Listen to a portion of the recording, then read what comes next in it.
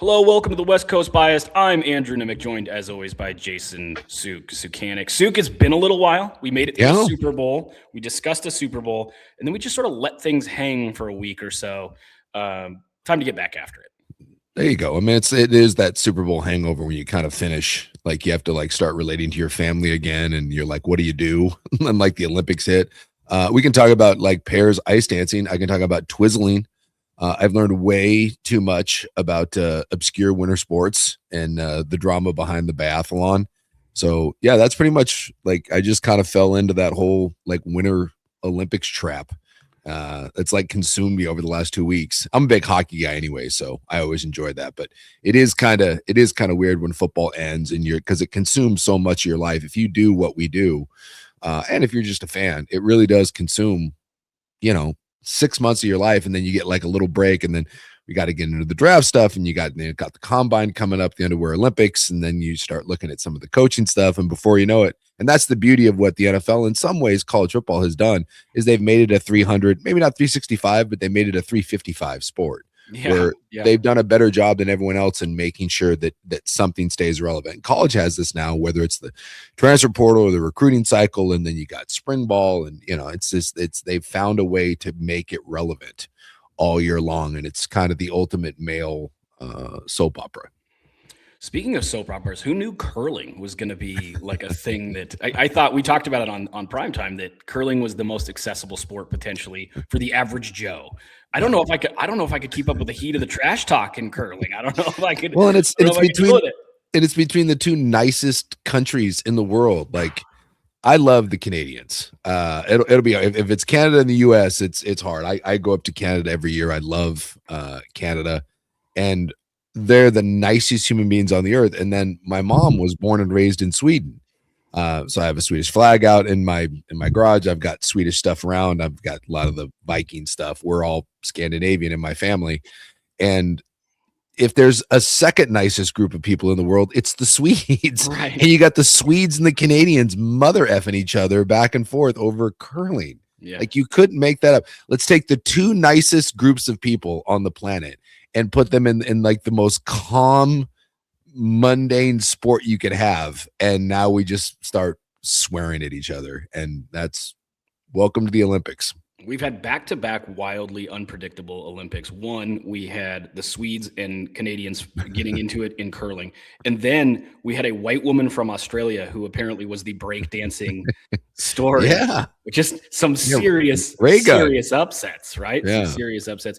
I wanted to do an episode, and I pitched this to you a little bit ago, things we learned this season. And obviously this will flesh into a number of different topics and avenues and places, different things that we learned on the field, off the field, this football season in both college and the NFL.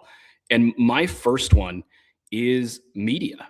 And it's a big topic, but I think there's a lot of different avenues is where I'm going with this. One, we talked about this with the Super Bowl. The line didn't move, but also you had all these experts and I mean that, like, media people that do this year round. Mm-hmm. And everyone kind of privately that I spoke to was like, Seattle's going to kick the hell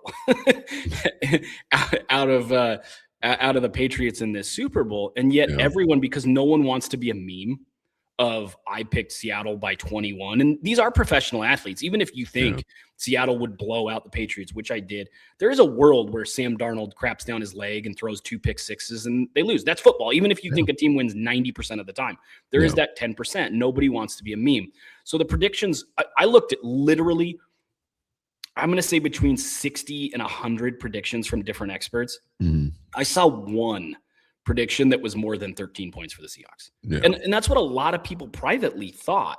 Yeah. So I think we're getting coming down to the middle of things. And then I think we get a lot of wild takes to draw attention. And I think people are starting to have a hard time knowing the difference because you've got inauthentic takes on both sides. You've got inauthentic conservative takes that kind of seem, wait, really? Like wonky that way. Yeah. And then you've got like Fernando Mendoza had the greatest season of any college quarterback ever, which was nonsense. Yeah. And you get different takes that I think people are having a hard time weeding through. And then you add the layer of essentially state-run media because everyone has the most access for every sports team that you know now is someone who works for that team. Yeah. Like the most access you get with your Oregon is someone who works for the Oregon Ducks football team. The most access for the Washington Huskies is someone who works for the Washington Huskies. The most access for those NFL teams are people that work with them or have extra access. And so because of that, I think it's really hard for the average fan to weed through what's real and what's authentic, because even people who claim to be authentic, and we saw this year, there are some people who would tell you all over the place on social media, like, I'm as authentic as it gets. I'm going to give real takes and I'm going to break down film, who absolutely carried water for programs throughout the entire season. Yeah, it's tough. I mean, and it's, it's a weird thing, because obviously this is what we do, right? We exist in this world, and this is, I've been doing this for 23-ish years. I mean, I'm at the point where I've almost done this as long as, half my life. I'm going to be 48, and I've been doing this for, I said 23, 24, something like that. 2003-ish, I think, when I started doing this. So like you live in this world, and so you got to be careful not to throw, don't throw stones. You live in a glass house, right? Right. But at the same time, and I also try not to be the old guy that yells at the clouds. When you started and you're 20 something, and now, you're getting closer to 50, you got to be careful doing the, back in my day. I hate the back in my day guy. Yep. I kind of went off yesterday on my show, David Pollock, and this kind of goes to your point. Oh yeah. Yeah. David Pollock went on there and just spewed such nonsense. He said that there's former Georgia linebacker who's now an SEC kind of media personality. Yeah, and he got let go from ESPN, and whatever, it happens. But he went on there. He went on his. It was Greg McElroy. He went on his podcast and said that there's an epidemic in college football, and it's O-line play, and not that the O-linemen aren't skilled. It's that they're not tough. Back in my day, the football players were tough. Okay. And we were strong, and we were manly, and I want some nasty out of my O-line. And seriously, like these are the words he used. And he goes, I want my O-lineman to not like people. It's like, dude, how old and tired is that? It's the same people that are like, I want the NBA of the 90s. It was the greatest thing of all time. And then you go watch them, and dudes are shooting 34% and punching each other. And it's like, that's real basketball. See, it's just this nonsense where, again, like you said, you're throwing crap against the wall, and you're trying to kind of be hot takey, right? And because you're trying to make content. So it's a fine line between, again, trying to be real and authentic and keep your access, like when you're trying to cover a team. Because as you stated, there's zero chance that you can truly be an objective member of the media and be cozied up with people. Right. Doesn't work. The only reason people get cozied up with people is because, like you said, they carry water for them, right? And they spin narratives that they want, or, that happens across the board. And there's also a million voices out there. So how do you stand out above all that stuff? And I think it's hard for members of the media. I think it's hard for people that are listening to it. I think it's hard for networks and small companies to decide what voices they want to magnify. There's more information than ever out there right now about anything, whether you're talking about, politics, sports, lifestyle, whatever, right? There's, we're fame mogging, and we're jester maxing, and, you got all this crap out there. And to me, with as much information as out there, it's the easiest time in the world to be the most informed that anyone's ever been. And it's the easiest time to be as dumb as anyone's ever been. Right. With evidence to support. Yes. Because support you look at these articles, I'm right, and you're just way off. Yeah. Yeah. Because back in the day, before all the, the social media stuff and the internet and just that flood of information, it was easy to just not be informed. Right. And so I think a lot of times you weren't informed. You just didn't have much of an opinion, or you knew your opinion was very, fly by night. Right. I see, I see, one game a week, and I think it's this, and I've never even, hey, someone says, well, Miami's the best team in the country. I haven't seen Miami play. Right. I saw Miami play one time, like on a Saturday, but I see my team every week, and I read about my team in the local paper. So that's kind of my opinion, and I'll go on that. But there was always like kind of an open.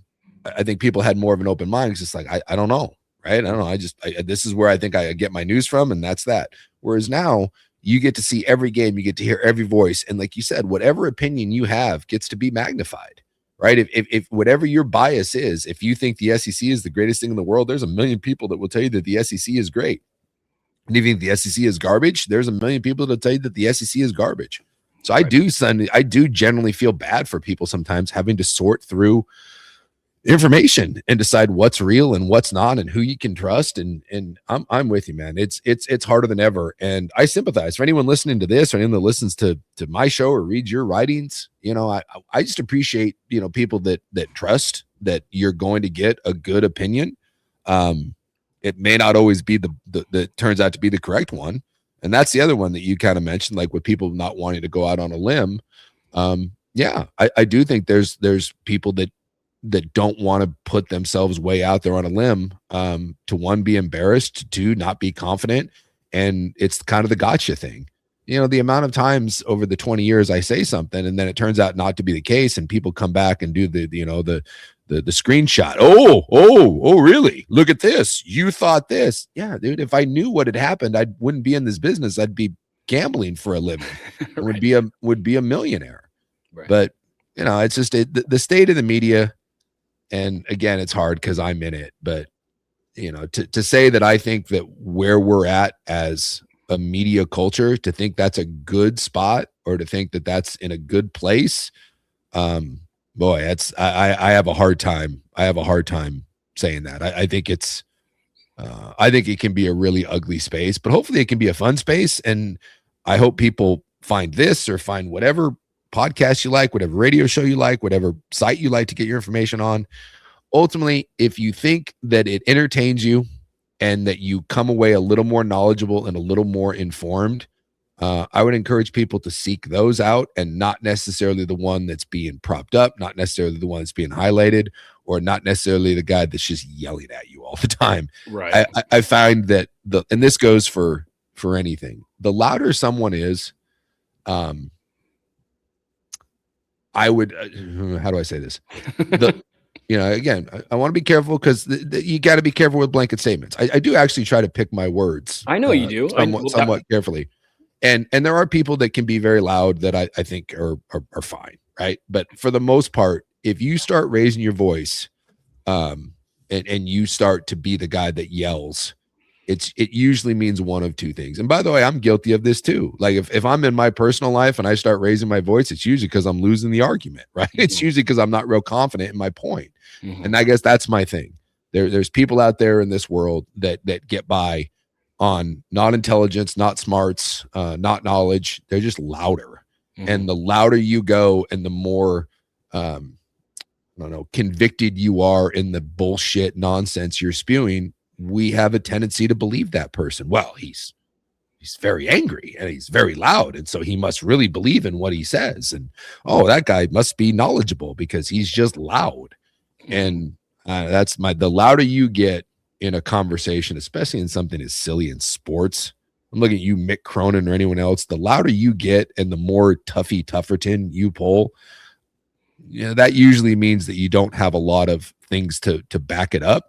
And I tend to try to gravitate towards people that try to be above that. And I think there are enough of those people out there, you know, that you can find in the world of college football and in the world of the NFL and just the world in general. I try to seek out like-minded, rational human beings. I don't have to agree with you, and you don't have to be right all the time, but having a rational discourse with someone that's emotionally intelligent and doesn't have to scream at you, it's quite nice. You should, we should try that. But unfortunately, I don't think that's necessarily what gets the clicks and what gets the information, or what gets the most views. And we live in a world where click and subscribe, right? Like and subscribe. Someone pay attention to me. And unfortunately, I think we pay attention to a lot of crap. Yeah. I also think there's more content out there. There's more people being asked to do things that aren't necessarily qualified to do it.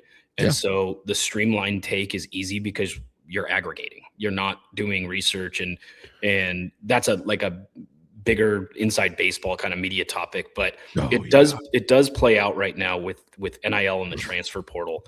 I want people to really understand, especially with the transfer portal, because I do think the national narrative is player greed. This is all player greed. Sure. It's not. These colleges now know that that's what the average fan thinks. And so they now know they have carte blanche to just kick anybody out of school that isn't worth that scholarship, didn't pan out to the level they had hoped to for that scholarship. And they're just like, get in the portal. You're out. And some teams handle that better than others. But years ago, I was told, by a program, we are de-recruiting, a third of our roster all the time, like telling them, trying to get them to leave. Yeah. That was before. I mean, that was years ago, before the portal went up exponentially.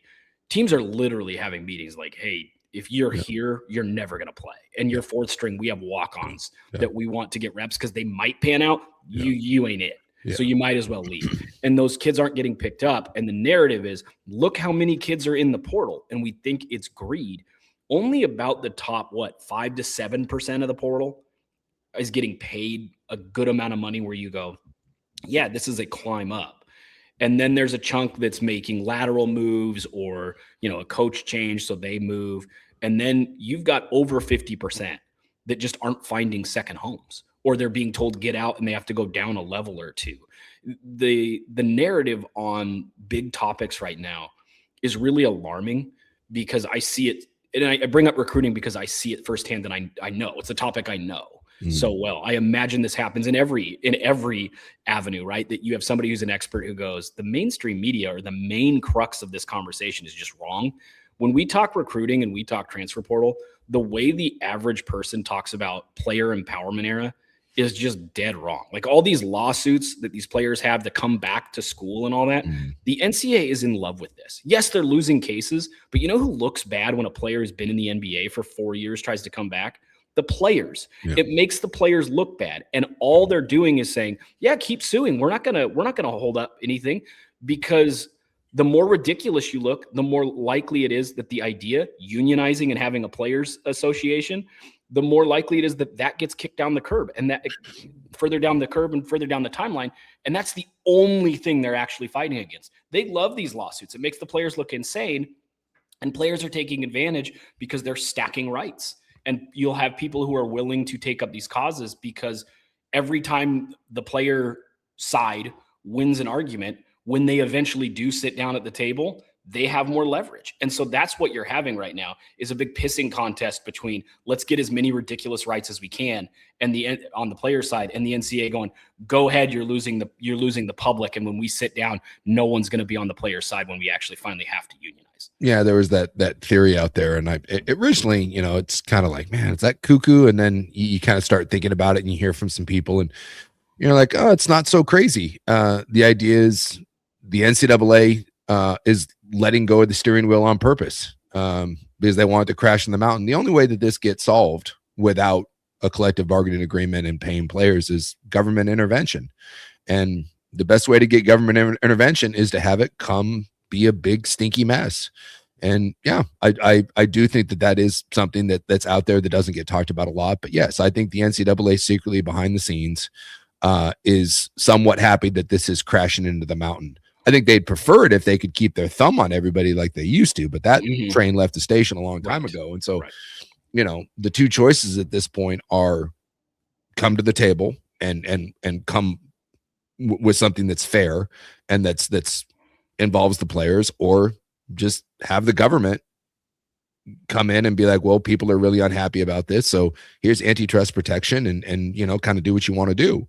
And I think the one is way more convenient and popular for folks. And so yes, I do think that there's a little of the boy who cried wolf, that every coach that cries, every AD that whines and bitches and moans, I think is feeding that flame to the narrative. This is the old gladiator thing, right? If you ever watched the movie with Russell Crowe, he says, the emperor doesn't have the power of the mob. The mob has the power. And when the mob decides, up or down, that's what happens. And it feels like we do that a lot in the world of sports, is the mob kind of runs things and the narrative becomes the truth. And I think, going back to the larger conversation that we have with the media, I think most of the media members want to be part of the mob, right? Oh yeah. You got two things, right? You either have the people that are part of the mob fanning the flames, or you do have the contrarian side that goes against it in the most insane way possible, just because, and then they can view themselves as the outlaw. Well, Right. Here's the mob over here, and this is all horse crap, and everything they say is a lie because it's mainstream media, and you'll only hear the truth from me. It's the other one. I tell people, be careful about the guy that's yelling louder than everyone else, and be careful about the guy that says only he has the answer. Right. That's cult. That's cult stuff, right? Right. If everyone over here is saying one thing, and that seems to be the general consensus, and it seems to be kind of the smart play, and you have one person screaming over here, it's like, no. Everyone else is a liar. Everyone else is part of it. And the only place you can hear the truth is right here. That's the other guy that you should probably be suspicious of. But yeah, there's the narrative thing is 100% real.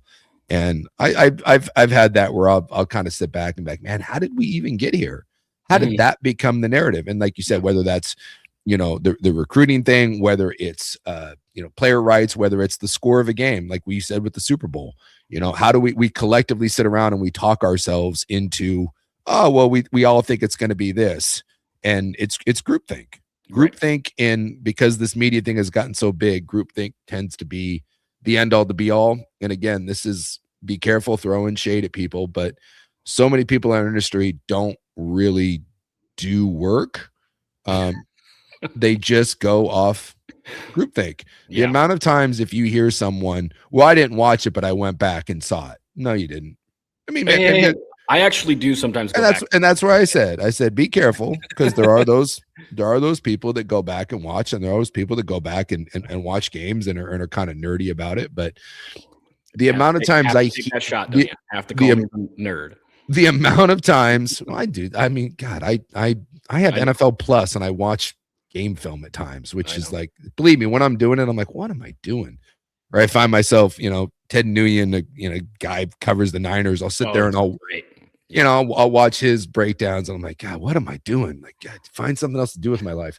But no, the amount of times I'm listening to radio shows or listening to podcasts or something, or just, TV, hear the discourse, and dude, you can tell that person has no idea what they're talking about. Yeah. And they're like, oh yeah, I went back and watched it. No, you didn't. Or they farm out 3 other people's opinions. Well, I'm just going to listen to what Stephen A. Smith said, what Zach Lowe said, and what this person said, and that's my NBA opinion. Right. And they're like, hey, I was talking to so and so. No, you weren't. Right. You just listened to 3 people that do talk to people. That stuff drives me crazy.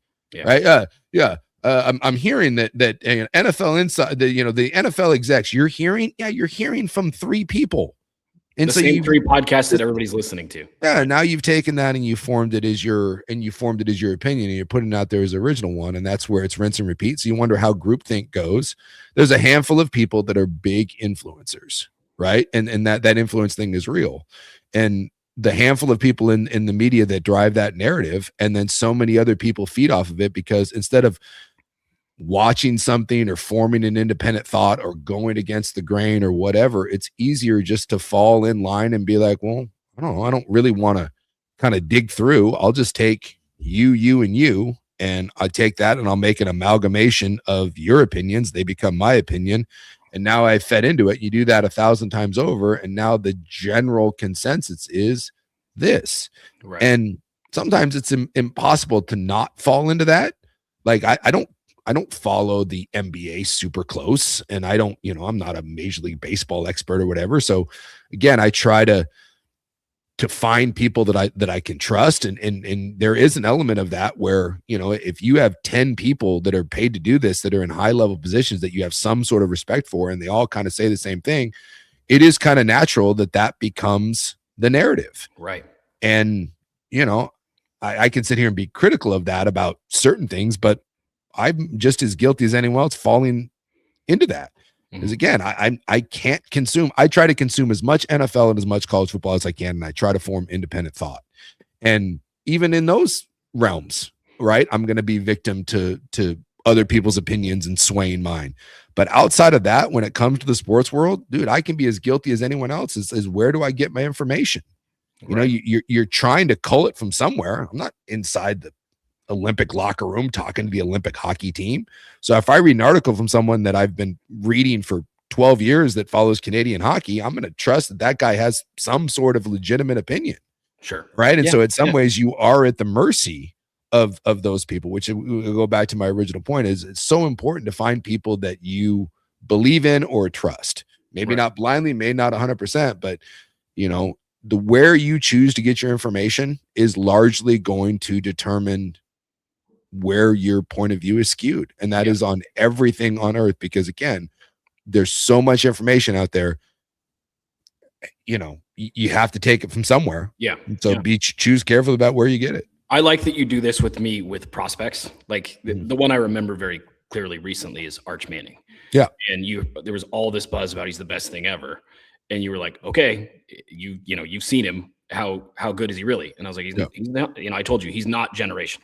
He's not. He's got a chance to be pretty good. And I think he still could be pretty good, but he's not generational. And you went, okay. And I think it's important to have that. I have that with different things that I do too, where I go to somebody and like Panay Sewell's film. I've brought this up on the pod before. I thought it was the best film I'd ever seen from a high school kid. Yeah. So I showed it to you and was like, watch this. And it's important to have those people. And then as a person who consumes news, we do, unfortunately, I think we're going to have a responsibility of long memories where this person's take was wrong, but it was for the right reasons versus this person's take was hot takey. I get killed all the time because I love the draft. And so any draft thing that I think that ends up being wrong, people kill. And that's fine. That's part of it. It doesn't bother me. But people for a long time, they were like, remember when you thought CJ Stroud was way worse than Bryce Young? Yeah. And the reason I gave was he's inconsistent. And when he's blitzed and pressured, he falls apart and looks like he doesn't know how to play football. Yeah. I mean, you can go back and listen. That's what I was saying. And then it happens at the NFL level. And I'm like, you know, like the Leonardo DiCaprio meme, like, that's what I'm talking about. Yeah. But all people remember is you thought Bryce Young was better than CJ Stroud. You're an idiot. And it's like, Nemec has stupid opinions. And it's like, well, okay, but like the evaluation actually was right. I think we have a responsibility to understand why people have the opinions they do, because there are opinions out there that people have that you can tell they don't have a lot to back it up. There's not a lot of there. And then there's other things where it's like, based on the tape, I see this. Yeah. And I unfortunately, I think as consumers, we have to start paying attention to that, because you have to weed out who knows and who doesn't, because it's so bad right now. And it may be too that if you just, you know, and here's the other one too, just real quick, you may not give a crap. And if that's the case, and you just want to be entertained, then go find the guy that entertains you, you know, and there is, I mean, I've made my whole career based on that. I try to be as informed as possible. I try to not say dumb crap. But at the same time, I do say dumb crap, and I say it on purpose because we're trying to be entertaining. I mean, I do a talk show. I'm not a football analyst. And I think that's the other one. There's a difference. If you turn into my show, you are going to hopefully get entertained for 4 hours, and you're going to get some sports out of it. Mm-hmm. But you're going to be entertained. If I tune into NFL Countdown, yes, I'd like to be entertained, but I expect those people to know what they're talking about. Right. If you're someone that's viewing yourself as a draft analyst, your job, yes, to be entertaining, but your job is to inform. So I do think that those are two very, very, very different things. So if you're coming to me to give you a detailed breakdown on the upcoming MLS season, you are in the wrong spot. If you're coming to me to be entertained and laugh and chuckle about the Portland Timbers sending me the world's smallest soccer jersey, which happened yesterday, and we're the new home of the Portland Timbers on my station. You asked for an extra large. I was there when you placed the order. So I said double. You know, they said they run a little. They're a little small. It's European fit or whatever. So it's a double XL. Double XL. You know. Oh, that's right. It was. You're right. You did say double XL. I don't ever ask for XL. I mean, give me double XL. And dude, they sent that thing, and I got it yesterday. I tried that on, and I just started laughing. That is, in what world is that a double XL? That is the world's smallest shirt. So, you know, the MLS, the Timbers start this Saturday. And guess what on my show that I'm probably going to talk about? If you tune in for Hot Timbers Talk, you're probably going to get my fat ass in the world's smallest jersey. Are you going to rock it? Or can you fit in it? Is it like skin tight or it's skin tight? It's gonna pop. Like there's seams that are bursting. I just want to know in what world that's the double X. I should have worn it on this and been like, in what world is this the double XL? But like, so there's a difference, right? If you're tuning into that versus if you tune into a show that's literally talking about, the Portland Timbers and formations and what the coaching moves are going to make. I mean, those are, and that's the media is so big now. It's like, what are you consuming? And for a lot of people, like you said, they don't care. They just want to be entertained and they just want to hear someone scream and yell and say something outrageous, and that's fine. I just don't like it when those people try to play themselves off as an expert. And I think we all know examples in our head who do that, or when the person who is doing an X's and O's type breakdown is really ignorant. That's those are really the only two things I have a problem. I don't have a problem if you're out there and you're giving an opinion and it's a wrong opinion. Well, there's no such thing as a wrong opinion. You end up being wrong. The results end up being wrong, or it disagrees with what I see. It's fine as long as you have some reason why you do it. I mean, that's the whole point of debate and back and forth, and be boring if we all agree with each other. But if you don't watch or cover a sport and you pretend like you are some sort of expert and you're spewing the world's biggest brand of horse crap, and you're an X's and O's guy, and you tell me that Fernando Mendoza, and by the way, this is a real thing I heard, Fernando Mendoza, if I'm a draft expert, Fernando Mendoza, a guaranteed star quarterback. Ooh, like that is a word. Those are real words that came out of a draft expert's mouth yesterday. Heard it, played the clip. Yes. I was like, in what world you are one of the preeminent draft experts and you have the balls to say that Fernando Mendoza going to the Raiders is a guaranteed star quarterback? Stuff like that. And that's where you get into the the irresponsible nature of it. But again, what did I do? I just referenced it and we played it on my show. So maybe that guy got what he wanted, and right. See, that's someone talking about him. That's the outlier thing that now he gets the attention and the click. It is my favorite is the stills of a quarterback when they're going through progressions and their feet are facing one way because they're going through their progressions, and they're like, wait, pause it right here. And it's a dude all the way across the field with a safety that can close. These dudes are fast, by the way. Like they can close on a ball if you throw it all the way across the field, across your body with your feet not set. And they go, he missed wide open receivers. And there are dudes who do breakdowns just based on freezing film and saying this dude's open. Kurt Warner, who I really like. I think Kurt Warner is really smart. If you want to, Kurt Warner has forgotten more about football than I'll ever know.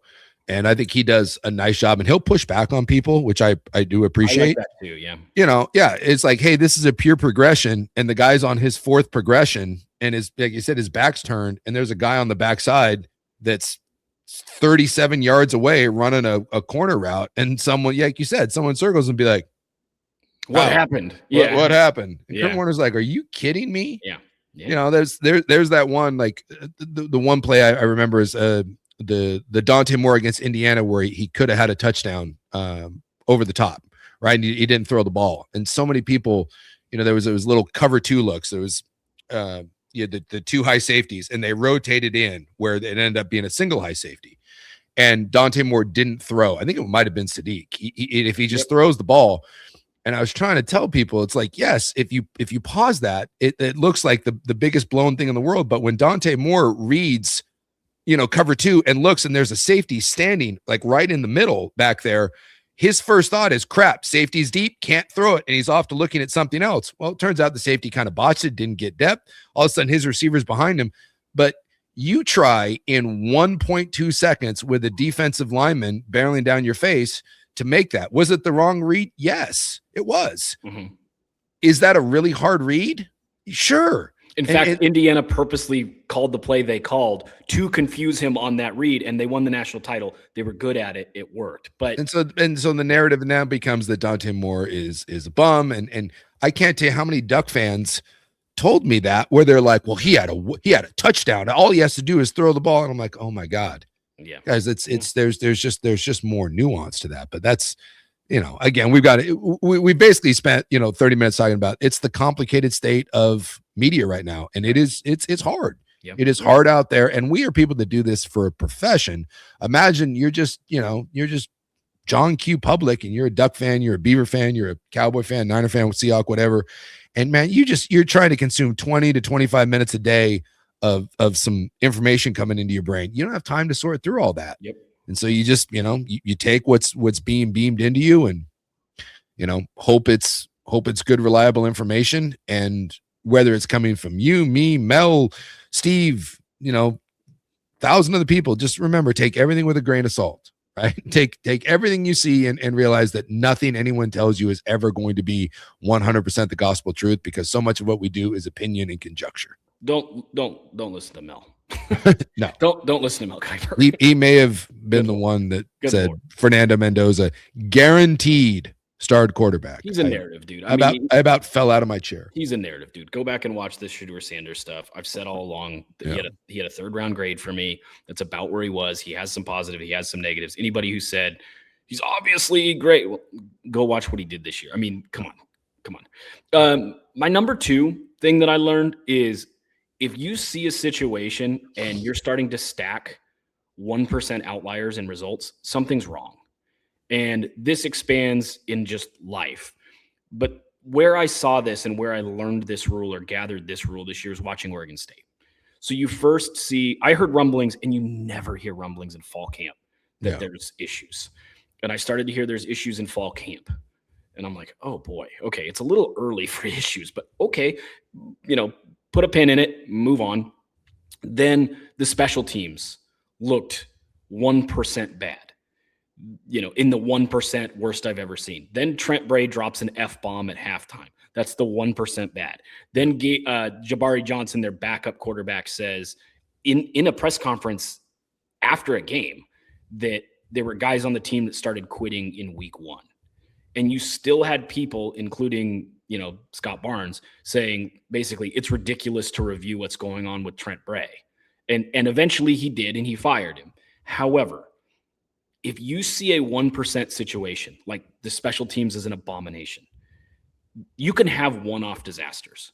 If you start stacking disasters, if you start stacking 1% bad results and you want to make excuses for that 1% thing, like, it's probably the special teams coordinator. It's probably a coach who just lost his temper and said the F word at halftime. Oops. It's a backup quarterback saying our players are quitting on the team in week 1. That dude didn't run to the ball and let him, literally a running back, run right by him for a touchdown and just stood there. When you start stacking 1% issues, something is wrong, and you have to stop making excuses. Because again, a 1% thing can happen with a real excuse. Things happen in football. There can be weirdness. But if it happens again and again and again and again with the same program, with the same assistant coach, with the same head coach, whatever the case may be outside of football, start believing there's a real issue there. Because just because you're a fan, just because you like it, and I had Beaver fans push back on this throughout the whole year. It's like, you just hate Trent Bray. Well, watch his special teams. Well, that's just special teams. Well, he said the F word and said this team isn't special or whatever at halftime when he was down 35-0. He's frustrated. Don't make excuses for the 1% if they keep coming up. Something's wrong. That's a lesson I will take from this year, from next year, for all time, that if I start seeing massive problems over and over and over in a program, there's something wrong at the root of it, and you have to make a change, probably from the highest level. Yeah. I mean, that's a very valid point. Because it's rot, right? That, you may not be able to see all the damage that's being done, but when leaks keep popping and you're seeing drips coming down, it means your roof's broken, right? But yeah, that's a really good point. I guess I hadn't thought about that much, but yeah, we definitely do allow coaches to kind of, and programs in general to push it off. The Blazers were run this way for years, like this, where there was always something going on. Bad organizations are going to be bad organizations, right? Plain and simple. Like, there's no better example of this than in the NFL. You look at the way like the Cincinnati Bengals are run. You look at the way like the Arizona Cardinals are run. And by the way, both of those teams can still have success, right? You fall, ass backwards into success sometimes, but for the most part, bad organizations are going to be bad organizations because they're piss poorly run. And when stuff continually goes wrong, it's usually, like you said, it's usually not bad luck or, a series of unfortunate events, Lemony Snicket style. It means that you've got real problems. Yeah, that's a really, really good point. Don't ignore the outliers. One outlier, sure, but stacking them up. And why does that only happen to us and not other people? That's usually not bad luck. That's a very, very good point to take. And I remember having those conversations with Oregon State, and it seemed like every week there was a new low. Like just when you thought like, you know, like you thought you'd hit rock bottom, like you found a whole new underground realm. It's like, let's go cave exploring because man, we're going to go and find this elusive rock bottom. Yeah, you found. Turns out they weren't hitting rock bottom; they were hitting the sides all the time, but they would find new depths. It's a very good point. They had a former member on staff hit my DMs, and I checked with another media member, and they did it to them too, talking crap about the new staff. And it's like, dude, you're fired. Just move on. Like, what are you doing? Why are you in my DMs being like, can you believe this guy? And then if I check with one media, I checked with one person who was like, hey, are you getting this? And they're like, oh God, same thing. Don't go in people's DMs. I mean, that's how unprofessional members of that staff were. Just bad. The Bengals are another great example of this, by the way. They had the offseason with Trey Hendrickson where they were like, we can't pay more than 3 stars on our team. And you're like, well, the cap's going up by 10% every year, 11% every year. You can pay his salary on just the increase projected in the salary cap. There's no issue here. And then Shamar Stewart was the only holdout of a draft pick. The Bengals had a draft pick, and he held out because they wanted to remove standard offset language that's in every contract now in terms of guarantees and rookie deals.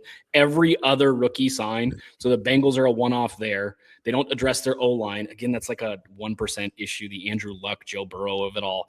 And yet we kind of go, well, the Bengals could figure it out. It's like, nah, too many 1%. Too many 1%. Do you have one, or do you want me to go to my next one?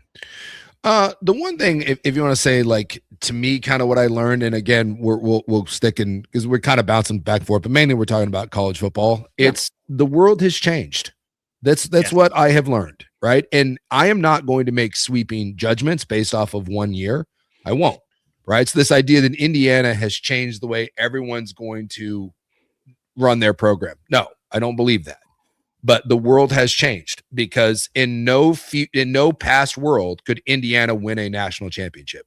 In no past world could someone who recruits at the level that Indiana recruits win a national championship. It's impossible. It's an impossibility. Well, the impossible became possible. And I don't believe it's because Indiana is the greatest team of all time. I don't believe, that they did something that no one else could conceivably do. Now, granted, Cignetti, really special guy. Fernando Mendoza, really good quarterback, right? Going to be the number 1 overall pick. Fernando Mendoza is not Vince Young, right? He's not Joe Burrow. They have NFL players. Like you look through, Surratt and Cooper are going to be NFL. They're going to be NFL guys. They got some linebackers. They're going to be NFL guys, but it's not loaded with first-round picks. I mean, outside of Mendoza, there's not a guaranteed first-round pick. Pons is going to get drafted. And so this will be a nice group of guys, but this is not the 2001 Miami Hurricanes, right? This was a good collection. So something has changed, right? The landscape has changed to allow this to occur. And so to ignore that, to me, is ignorance. How this changes, we'll see how this goes down the road. But yes, experience matters, right? And yes, freshmen are great. Oregon had 3 really good freshmen this year at least. Your best corner was a freshman. Your best 2 running backs ended up being freshmen. Your best receiver was a freshman. So Miami, right? Malachi Toney, probably their best offensive player. He was a freshman, right? Yep. So don't get me wrong. But you look back now at these last couple national championships, especially this one with Indiana, experience matters. And so what I've learned there is that with the transfer portal, with the NIL rules, with these sorts of things, there needs to be a new recalibration of how we look at roster building and how we look at talent acquisitions. Yep. So again, it's so early in the process. Be careful about going from, well, it was here and now it's over here. No, be careful. The truth is going to be that there'll probably be some nuance. And this may get filtered out. I'm still kind of skeptical that you can recruit in the 40s and win a national title every year, right? I think Indiana doing what they did, getting a bunch of 5th and 6th and 7th year guys because of COVID and injuries kind of coming together and having this special run. I want to know, is that one of those where that talent all kind of congregated into one, or can you do that? Because when you recruit and you stack recruiting classes, what happens is that when those guys leave, you just bring in the next wave of people. And that's how you end up with Georgia and Alabama and Ohio State, to some extent, Oregon, right? Where you reload. Whereas in the past, you have like the TCUs of the world that have a great run because it's a good collection of talent that kind of grew together. You piece it together and you have one great year, and then there's a bit of a fall off. So my question is with Indiana was that, and I don't think it's one or the other, but which one is it closer to, right? Which one becomes more of what was indicative of what Indiana was. But what I've learned is the old way of the SEC stockpiling all the talent and having clearly the best rosters and high school recruiting rankings being the end all to be all. And if you didn't recruit at a top 5 or 6 level, or you weren't a top 2 recruiter in your conference, you weren't winning a national title, period, end of story. Correct. And you had someone break through the glass ceiling. So I'm going to reserve judgment and say that the world is completely changed. But, you know, we thought we were alone on this planet, and a little ship just kind of came down and started flying around. Now, you know, are they going to land and get out and give us the nanu and everything? I don't know. But that's what I learned in the world of college football is the way we view this and the way we view how you can do this has changed. And Indiana changed that. And the NIL portal and all that stuff that also changed it. But those other things were the rocking of the Coke machine, and then Indiana and Cignetti came and shoved it over. And I'm not certain that it's going to necessarily go back up. I think we are entering, this is just my hunch, I think we're entering a new landscape of college football. That's going to be different, and I don't think we're going back to the SEC run that we saw over the last 15 or 20 years. I don't think so. That would be what I learned. Right. I think that a couple of things from this. One, one is a good topic. Returning starters used to be a go-to for how a team's going to do. If you were 6-6 and you return 17-year starters, everyone has assumed improvement. It's not the case anymore. If you go 6-6 and you've got guys who are good, they're going to leave. Yes. And you're going to add in other players, but returning starters to me is a dead stat. I don't care. If you return every single player, but you were 7-5, I'm not sure that's better than a team that was 8-4, only bringing back 10, but getting 15 new starters in the transfer portal or whatever, you know, like I don't think you can just look at returning starters. And we used to look at that, and you could almost go by returning starters kind of combined with record and get a pretty good idea of what was going to happen the next year. That's why a lot of people pick Clemson. It's part of the reason I picked Clemson. They had a ton of returning starters. Yeah. They were good. And NFL talent level guys too. I mean, they you know, from Peter Woods on down, there's some guys for Clemson that TJ Parker. They're going to play. Nick was supposed to be great, and they just weren't. So that's definitely something that I'm watching. I have another one. I have a couple still. Strength of schedule matters, and make people prove it. We saw this, I think, at the college level with Texas Tech. They played in the Big 12. The Big 12 sucks, guys. Yeah. Like, can we stop? Like, the reason Colorado looked pretty good is Travis Hunter was elevated because he played in the Big 12. Had he been in the SEC, it would have gone differently. He couldn't have played both ways as effectively. The Big 12 doesn't have as many elite athletes, so he's not taken quite the same beating. It's still incredible the amount of snaps he played. But Shedeur Sanders looked incredible because of the Big 12. Arizona State had a huge turnaround all of a sudden because there's not a lot of competition in the Big 12. Texas Tech had a great defense, legitimately. Their offense looked incredible with no real playmakers that you would individually be like, that guy's scary. It's because they were in the Big 12. And then you go to the NFL level. You had one team in the Seattle Seahawks make the Super Bowl playing in one of the toughest divisions in history, where 2 weeks before the end of the season, three, the Rams, Niners, or Seahawks all could have been the 1 seed in the NFC West and the NFC overall. The Seahawks had 6-ish big wins in their regular season where you go, that's a legit Super Bowl-y kind of win. You win the game like that, you're a real contender. On the flip side, the Patriots had the easiest schedule in history of a team that was a 1 seed. They beat one team that was in that had won more than half their games. More than half their games were played against teams that fired their coach. And they had no resume win that you go, that's a meaningful win. Again, same with Texas Tech. And we kind of dismissed it because the record was pretty. And we thought, they've got some good pieces. Drake May, David Bailey in the case of Texas Tech. They're really good. Make people prove it. And until they do, it's okay to like a team. have some skepticism. Same thing with Oregon too. And Dan Lanning mentioned it finally, thank God. And I was glad he did, because it was a drum you had been banging all year. That was, when has Oregon put together 4 quarters of complimentary football? Never. Maybe Rutgers. And then Dan Lanning said, we haven't played a good complete game except for Rutgers. And that wasn't coach speak. They had beaten teams barely, where they had quarters where the offense couldn't move the ball a lick. They had games where their their defense for a quarter couldn't stop anybody. And so we just kind of believed, well, they're good. They'll put it all together, until someone does it, until someone has a resume defining win. Wow, they put together all 3 phases and kicked the dog ass out of a good team. Until someone does it, believe what you see. And I think that's one that I will try to remind myself. I do it every year. I remind myself. I am going to remind myself of that again every single week this next season, because I think it defined the results at the end of the year in both college and the NFL. Yeah, no, it is true. We always want to kick the can down the road, but at some point you are, what is it? The big guy in the sky doesn't lie. Right. And there is an element of that, to trust your eyes. I like that. My other one that I learned, and I think this is, sometimes stuff trickles up, sometimes it trickles down. But as we get ready, we'll talk about the draft season right now. And so this will be something that in the NFL that is now going to become a college thing, and you are going to see more and more. I think colleges trying to develop these guys, and the NFL are going to be looking for them, and that is the big nickel. Yeah, the big nickel's on mine too. The big nickel will become a thing. And, we mentioned that sometimes it can be hard for people to kind of sift through and, what kind of group think. But this is something you are going to hear. You are going to hear over the next 2 years. You are going to hear big nickel all the effing time. Mm-hmm. It will become one of those just sexy things.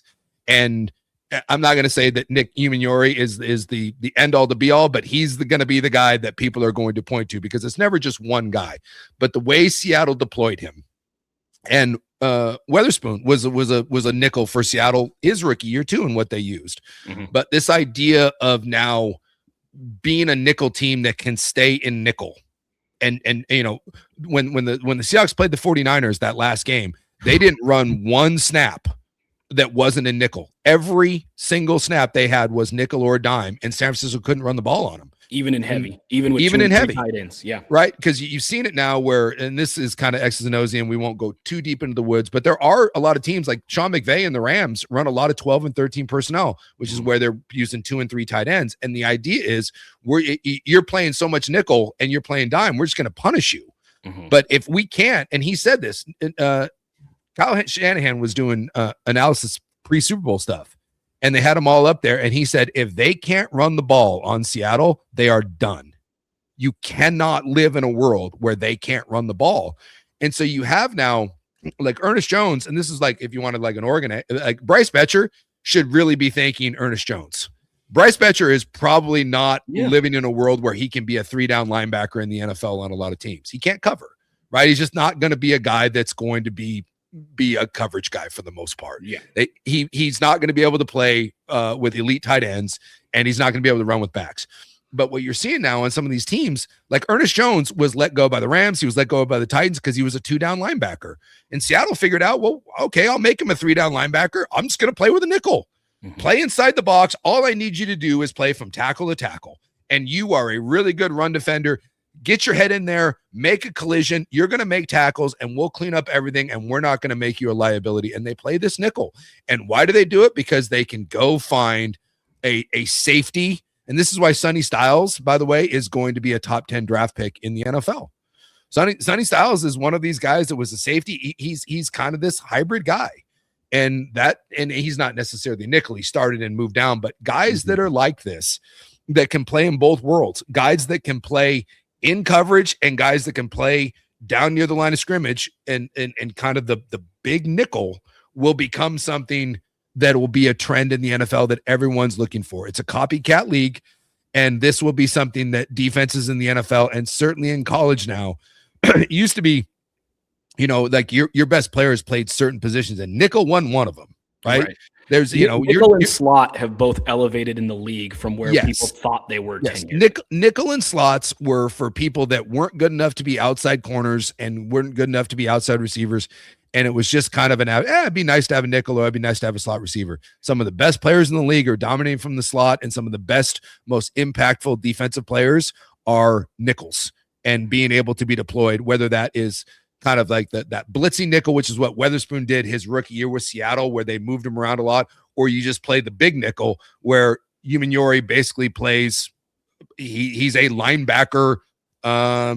He's a linebacker corner, and you can play him all over the field. So I think that's one of those, if you're looking for a trend, right? Like, what did we learn? I don't know if we learned it, but the trend is coming, and get ready to hear big nickel in this NFL draft stuff. Can he play the big nickel? That would be something that you will hear left and right. Yeah, and I think it can either be, for people trying to grasp kind of what it is, it can either, it's just a weapon in your secondary. It can be a guy that's kind of a hybrid strong safety outside linebacker-ish in terms of traditional parlance, right? Like a Nick Emenwari.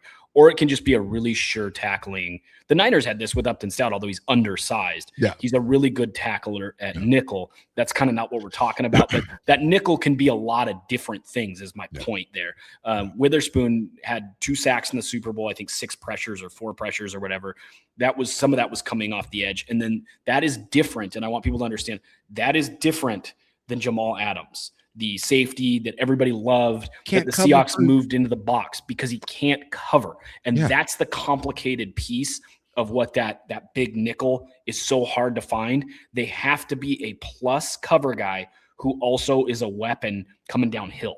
So Kyle Hamilton is the ideal of this. Nick Emenwari is the next tier of this. It's what people are not next level, but like he's the next iteration of it. And I think people are going to try to pigeonhole Caleb Downs in this draft, the Ohio State safety, who's incredible, as a guy who can do that. I would love for the Chiefs to get him and let Spags work with him. I think that would be awesome. That's my dream scenario for him. But he's a guy that is that without question. And people are going to try now to fit, I think, undersized outside backers, maybe slightly bigger safeties into that role, or even just find that rare Witherspoon guy who can really tackle. Kennedy was kind of like this as a very poor man's Witherspoon, where Oregon put him in the nickel. He was able to tackle. He was a thumper, but he could also cover a little bit. It's a different style of guy, but just to give people an idea what that looks like. Kennedy did some of this, and there is some chatter about him being an interesting and intriguing nickel in this year's draft. Yeah, and Thieneman is going to be a guy that's going to be able to play in this role a little bit. If he go, I mean, in Oregon, you see a lot of teams now playing, again, the 3 safety look too, where, you're not just, when we hear nickels, we always think you're out playing on the slot, but a lot of this is you're just playing 3 safeties. And Thieneman did that, where you just, Oregon deploys it. Ohio State did this. And I mentioned Sonny Styles. He started and kind of moved down. Sonny Styles actually got probably too big to be the big nickel. He's pretty big now. Yeah. He's big. I mean, he's like 245 pounds, but I wonder, because he came to Ohio State as a safety, and I wonder, if Sonny Styles came to Ohio State now, do they move him to linebacker, or is it one of those like, hey man, because he bulked up to 245, and I think at the combine they say he may be closer to 250, and he may be a natural guy that just grew out of that, and so we're going to make him Fred Warner, but I can see a world in the future where a guy like that, because safeties again aren't high draft picks. Right? Like traditionally you saw Caleb Downs might be the best player in the draft. And Caleb Downs might not go in the top 10. Right? We've seen this, right? We've seen this where, the best, one of the best players in the draft is a safety. And we're like, it's not a great position, right? Sure. It's not a position of need. So we move him down. But as this changes a little bit, you may see, and so I think when a guy's kind of tweener, the idea is, well, don't go play safety. And you may see that. You may see a world in the future where a guy, instead of bulking up, says, no, dude, I can be that big nickel. Because look, you're telling me that Nick Emenwari in a certain program wouldn't have put on 25 pounds and gone been an outside linebacker? 100%. Yeah. That's what some teams would do with him. Yeah. So that's just one of those things that there's going to be an evolution. Like the things are cyclical, right? Like linebackers were getting killed in the passing game. And so linebackers got smaller and more athletic. Yeah. And what did NFL teams start to do to that? Now we're going to try to run it down your throat. And now we've got to kind of go back to a little bit because you get teams that are playing bigger and heavier and running the ball. And so now you got to get linebackers to adjust to that. And how do we combat that? So it's always this kind of spy versus spy push-pull thing. And this will be one of those next evolutions is, can I find guys that can do both? Can I find a 230-pound heat-seeking missile, but can also run and play in coverage? Because if I can, frees me up to do a lot of things. And I think Indiana had some of this, and certainly Seattle had some of this. The way Indiana kind of played defense in Seattle. This will become a trend. Defensive coordinators will be sniffing around this for the next couple of years until the new thing comes along. My last one is the last one because we're up against it. I've got a couple more, but we'll stick with this. This is a shorter one, and it's just something for me to remember and for Duck fan to pay attention to from now on. Dan Lanning lies.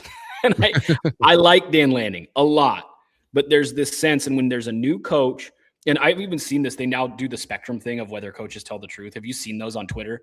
I have not. They'll follow what a guy says in camp, and then they kind of grade his honesty about breakouts, about what kind of offense they say they're going to run. And there's like an honesty meter in a press conference for this coach lies a lot about injuries. I think Tomlin is like a super liar. Like he just never says anything that's like true. But there's spectrums to how honest a guy. Sometimes it's like Jackson Smith and Jig was breaking out. We think he could be a top 5 receiver in the league, right? Yeah. And so it's like, whoa, okay, ding, ding, ding. They told the truth. That kind of thing. Dan Lanning and Oregon fan just lapped it up. Told everybody Brock Thomas just won the backup job. Yeah.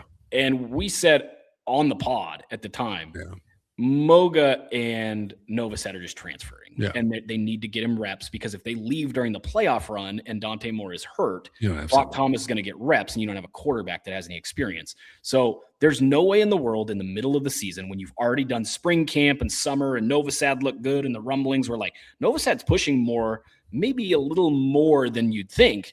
There's no world in which in season the 4th string quarterback gets enough reps to jump the backup.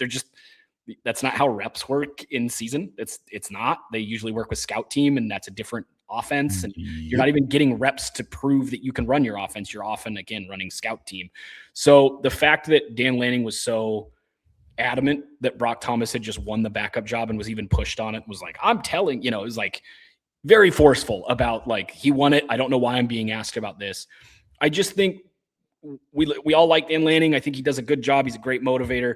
But once a coach tells you who he is, believe him. So from now on, when Dan Lanning says something that doesn't necessarily fit what I think, I'm putting him more towards the side of will lie to the public, will lie to the media versus always tells the truth and is really candid. And it's not a shot at him. It's not. It's something for me to remember when he's like, hey, we're really set at tackle. We think we have great tackles. Well, it turns out you don't. Once a coach kind of gives the game away that like, oh, this was an obvious lie, let's believe him and understand. And there's nothing wrong with it. You shouldn't give the media extra stuff that helps teams prepare for you. So I have no issue with it. Really, truly, I don't. It just is a marker for me to say from now on, when Dan Lanning says something that doesn't match what I'm seeing or what logically makes sense, he's comfortable lying to the media. He just is. And some coaches are and some aren't. I now know Lanning's one of those. Yes, he's going to play very close to the vest. And by close to the vest, misinformation, 100%. The day you said, and injuries, all that stuff too, is another one of those. Just, the injury report. Yeah, good luck with that. Because he doesn't give 2 flying Fs. Yeah, that is a very, very, couldn't agree more. One of mine too, and I don't know if this is necessarily something we've learned, but I think it's been reinforced. The most important position in football, obviously outside of quarterback, right? That goes without saying. We can get into that too, maybe for another time, because, the whole Sam Darnold, the last 2 quarterbacks have not been great quarterbacks to win the Super Bowl. Right. So, a great defense and a great play caller will elevate a reclamation project. That's on my list, but we're running out of time, so I didn't bring it up. But let me go a little bit. Eddie, we can talk about the quarterback another time. But so we're just, to me, I always just dismiss quarterback because it's, if you get one, everything changes. But the most important position in football, period, end of story, it is defensive line. It is not edge rusher. It is defensive line. Not one. It is the defensive line. Mm-hmm. It is no longer, it's O-lines have kind of become this way too, but more so with defensive lines. It used to be, hey, we get a left tackle and we're set. No, you need an offensive line. You need 2 to 3 really high quality offensive linemen, and then you can get by maybe with the Seahawks. Maybe have one of the worst right guards in the NFL. He is absolute. Anthony Bradford is terrible. He's trash. He's trash. He's a terrible right guard, but they were able to get by. Defensive line, as many as you can have, and you just send them in waves. Mm-hmm. That's just I think you will see.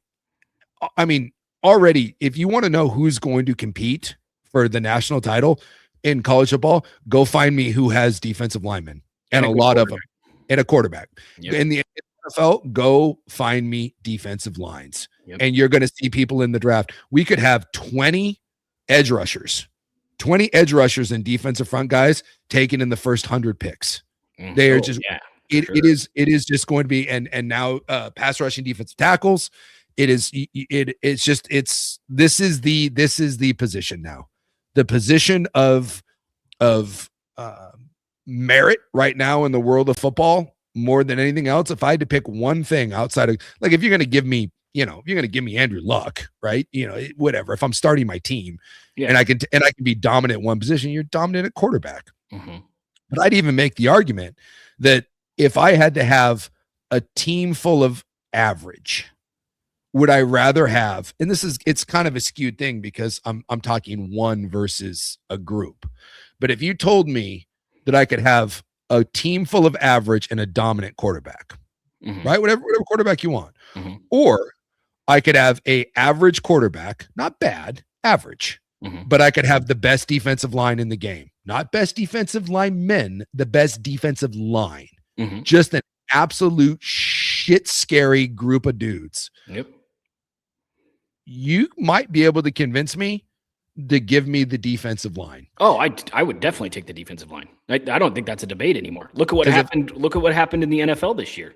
If some of the elite quarterbacks in the league. If I'm playing against Patrick Mahomes and he has an average offensive line, and I just have heat-seeking missiles, but I have Baker Mayfield or I have Sam Darnold or I have whatever. Jalen Hurts. I think Jalen Hurts at this point, can we all admit Jalen Hurts is an average quarterback? Like, can we stop with the? I've been saying that since he was an MVP candidate. Yeah, he's fine. Yeah, he's fine. You can win, right? And in big moments, he's come up big. He's played 2 great Super Bowls, but they won Super Bowls with an average quarterback in heat-seeking missiles, mm-hmm. and I think that is something now that again, it's getting driven home more and more every year. So if we didn't learn it this year, we should have learned it the previous years. But it is the most important position in football, is having not a guy, having guys. Just give me grown, scary ass men up front. Now, it doesn't mean you can't be crappy over at Texas Tech. Texas Tech's offense was just ugh. But if they had functional offense, they could have been really good. If the Houston Texans had functional quarterback play, they could have won a Super Bowl. The Seattle Seahawks got functional quarterback play, from Sam Darnold, and they won a Super Bowl. Why? And not a star. There's not a single star amongst that Seattle defensive front. Not a single one. There's good players, but there's no Max Crosby. There's no Bosa. It's just a bunch of scary dudes that come in waves. Mm-hmm. And they absolutely dominate people. So there's mine. I'm giving you the number 14 quarterback in the NFL, whatever that is. That's a baseline to start your team, right? Yep. You can take one group that is an A+. Mm-hmm. You get one group that's a B+, and you have to take one group that's an F, and everything else is average. Where are you putting your A+? Where are you putting your B+? Where are you putting your F? My A+ is my defensive line. I agree. I just want and my B+, and this is just kind of old school dummy stuff, but my B+ is probably going to be my O-line. I think that's fair. Or I might take the secondary. See, this is the other one. There's 2 ways to build it, and I don't mean to crap on Seattle's O-line. It's not a great O-line. No, they're about average at about tackle. average. And then they have a good guard. Good guard. Their center is below average, and their right guard is one of the worst starters in all of football. The correct answer to it is it's D-line or O-line and secondary. And you can. So where's your F though? It probably is going to be. Well, yeah, you do. I see where you go. I think we're going to go the same because my answer would be because I think you can win with if your quarterback's 14th, you can. And you've got an average, and I literally mean average across the board. They're solid. They're fine at every position. You can still run the ball, pass the. You're going to be, mediocre on offense. If you have an A+ D line, a B+ secondary, and you go nickel, and then you just go F at linebacker. Yeah, my defense is a top 3 defense in the NFL right now with the current construction of the way the league works. It's funny because the Rams and the Seahawks kind of go down this road. The Rams don't spend on linebackers. Sure. And both teams hit on linebackers from the cheap bin. Ernest Jones and then Nate Landman had a great year for the Rams. But investing wise, they do try to go A+ D-line, B+ defensive backfield, and then whatever F linebacker. Yeah.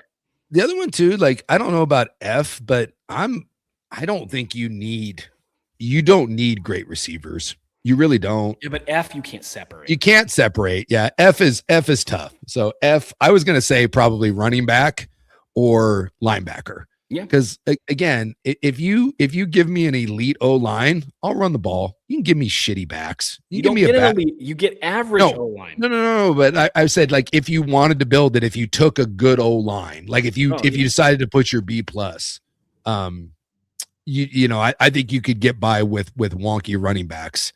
I mean, this is going to be my hot take, but if I'm Seattle, Kenneth Walker may have won the Super Bowl MVP. Cool. Bye. Kenneth Walker is not the reason why they won this year. They can't put him in pass protection. If someone wants to give him $10 million a year, cool. All right, I'll go get someone off the scrap heap, or I'll go draft the second best running back out of Notre Dame this year to go be my bowling ball to go run downhill. And I like Kenneth Walker, but if you had to give me a position where I looked at it and I was like, I don't really like my guys, it might be running back. It's nice to have one, but if I'm competent at a lot of places, I don't need an elite back. An F is tough. Missing holes, and you can't get 3rd and 2s. Whereas if I go nickel and I've got my big nickel and I'm a B+, I would argue that's roughly the Seahawks secondary. Yeah. And that's roughly the Seahawks build outside of Ernest Jones. Well, but that's why you're saying if you had an elite D line and you had an elite secondary to do the running back thing, you'd have to do the elite O line and like a B+ receiver, and then I think you could get by with wonky. Your F has to be on the same side as your A+ and your B+. Yes. You have to do them all together, because if you don't, you're in trouble. Like if you took an A+ O line and you had B+ receivers, you're going to have running lanes with your F running back that just runs forward. Well, it was like one of those things. Like the Bills kind of have done this the last couple of years. The Bills wide receivers are garbage. I mean. In the NFL, garbage is a strong word, but I mean, they don't have a good receiver. They just don't. Shakir apologists in me feels a little bad about saying that, but yeah, he's fine. He's a glorified slot, right? Like he's a fine slot. If he were wide receiver 3 for the Rams, you'd be like, yeah, that's a nice little piece. Instead, he's like the go-to. And maybe this is what this comes down to, this whole conversation of what do we learn? Roster building. How about that? Like if you want to learn something, there's more than one way to skin a cat, and it's not about one formula of say, okay, well, I have to have an elite D-line, I have to have an elite quarterback, I have to have this, I have to have that. No, what you have to do is build a roster. Yep. Indiana proved this in college football, and Seattle proved it. It's not necessarily the most talented team. It's not necessarily who's got the biggest star. It's not necessarily who has the best quarterback. Who has the best roster for what you're trying to do. So having a plan, and maybe this is what we learned. The most important position in all of football is your general manager, or whoever in college, whoever you want to say is the guy responsible for building your roster. Yep. Maybe that is just flat out the most important thing in the world is who's putting this thing together. Because when put together right, you can have holes and you can have misses. And when you pair the right guys with your scheme, Signetti talks about this all the time. He doesn't care about stars and he doesn't care about potential. He cares about production and finding the guys that fit their scheme. No one would argue that Indiana was the most talented team in the country. Far from it. And right. Indiana beat down a lot of good teams, and they outlasted teams that on paper, Ohio State is so much more talented than Indiana, and they outlasted them. Oregon on paper, so much better than Indiana, and they blasted them. Alabama, more talented, blasted them. Miami, more talented, out, survived them. So maybe that's the lesson, is find yourself an elite roster builder. Perfect. Next show is going to be a little bit drafty. I haven't even talked to you about this. This is just what we're doing. Our thoughts on the Washington guys, so Boston, and then our thoughts on the Duck guys, Pregnon and Isaiah World, now that he's got a torn ACL, Sadiq, Thieneman, all of that. Take on Mendoza, and then some of our favorite guys in the draft, who not even just who do you think is going to be great, but who do you like kind of more than other people like in this draft. I imagine my sports pants will runneth over discussing Caleb Downs. So just be emotionally prepared for that. It's nice though, like when some of your draft guys, we do this kind of just personally, we always joke about it. And sometimes it takes a little bit, but I will tell you that from a football nerd, the rise of Devin Lloyd this year, that was your guy. It warmed my cold dead heart. And some of that is biased because obviously I watched a lot of back then Pac-12 football. Yeah. And I really liked Devin Lloyd. I thought Devin Lloyd was a really good modern linebacker. You did. Right. I thought he was a guy that could play 3 downs in the NFL, and it took him a little bit. Yep. Right. Took him a little bit. But he became, and he's going to get paid. Yep. He's going to pay it. I don't think he'll ever be Fred Warner or anything, but that's what I thought. I thought he could be a poor man's Fred Warner. And so that draft, when he came out in Gibbs, those are my two guys. Gibbs. I loved Gibbs. And so to see both of those guys, because God knows I've whiffed on, you do this long enough, you throw out, hey, you like this guy, you don't like that guy. And that's, people love to put, oh, you said this guy was going to be good. You suck. And we're all going to have those. But when you have two guys, because we usually pick like one offensive guy, one defensive guy. So when you get Lloyd and Gibbs and they both hit, you're like, you were I remember you talking about Surtain coming out and you loved him. You were like, dude, he's the best player in the draft. And so when he wins defensive player of the year, you're like, got it. Pooney was one of my guys too. And Pooney. The Niners took him in the 3rd, and I'm like, that's a win. Yeah, as opposed to like when you'd be like, dude, I just don't get this guy. Like, my one was Herbert. I was like, dude, I was not a Herbert guy at all. And at least I can admit and be like, dude, it's missed. Justin Herbert's great. Dude, I like Trey Lance, okay? Nobody gets to say it. I don't get to say anything about people with misses. So for people who don't know, we've done this because I come on prime time for draft time now several years in a row. And then when we recap it, we each pick a guy that's our guy. And you can't pick the number 1 pick. You don't pick usually a top boring. 3 or 4 guy. Yeah. It has to be kind of 8 on down. Yeah, you can't take Arvell Reese and be like, oh, I think he's going to be a great player. Everyone thinks Arvell Reese is going to be a great player. You got to give me someone, like you said, that's first round, mid-first round, all the way down to 3rd. I had Pooney one year as my guy that you saved no matter what will hit. And I told you picked Devin Lloyd, and I was like, linebacker is the toughest position to predict. It's hard on guys. They fall apart early. And you're like, no, Lloyd's my guy. And then he started out struggling, and I was like, oh, no. And then this year, multiple times, I thought, oh, that's Suke's guy. He definitely hit. That's a winning pick. But I did remember that you picked Lloyd. It's funny. So if you want to play along, we will probably have an episode. It'll be after the draft happens because fit matters. If a guy we really like goes to the Browns as a receiver, probably not our guy anymore. So it's about fit too. And we each pick a guy on offense and defense. It cannot be, again, a top 5 pick. It's got to be somebody that's a little bit down the board that you just fall in love with. So if you want to do the research with us and keep track, our hit rate has been pretty good, but there's misses in there too. So we will talk draft. We will not pick our guys quite yet, but we will talk draft in the next episode. Again, the Ducks that are in it, the Huskies, I want to talk about the USC receivers because I think both of them are a little lower on people's boards than where I have both of them. And so we'll talk West Coast guys, then we'll talk about guys we just really like, as well as the top names in the draft, Mendoza, Mawanoa, some of those guys. So stick around for that. Like, subscribe wherever you get your podcast. Again, we wanted kind of a reset of about a week, and then I got sick, and we're back at it. Like, subscribe, leave comments. I said it already. Thank you, Suke. Later.